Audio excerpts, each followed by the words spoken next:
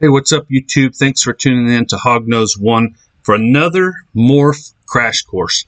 So, one of the earlier incomplete dominant traits, the Arctic trait, this was originally called axanthic, but it didn't quite fit the axanthic as more were bred and more was learned about the lineage, because they could express a really nice yellow animal with the Arctic markers, so that kind of goes against the term axanthic, which is a lack of xanthophores or expressing yellow.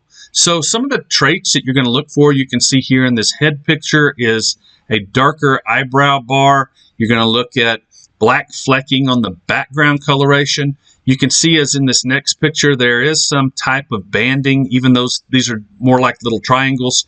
You see this especially with albino lineages that are crossed in. They tend to make the pattern split right on the midline, but it provides an excellent example of the Arctic markers, which is the black borders. You'll see it really intensified in a super form, but at least you can kind of see it with this. You can also look, there's almost always a alteration, if you will, to the neck flag. That's the portion of the head pattern that's right in the middle. It's always bulbous, or it kind of makes a stripe.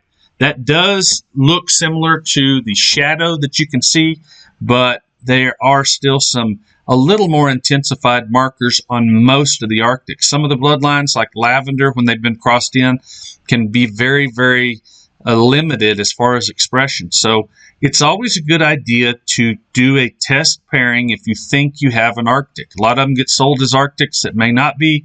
They may be mimics. And it's understandable because it's really hard to distinguish, even for top breeders. So this one here has a cool green color. As I said earlier, you can have reds, greens, yellows, all kinds of stuff.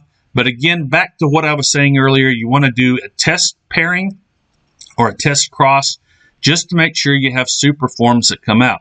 Now I'm going to show some super forms in the Super Arctic vid. We're going to do this same style that will give you some different looks, because some of them can look fairly standard, meaning a lot of them probably escaped or got out that nobody knew that they were actually supers.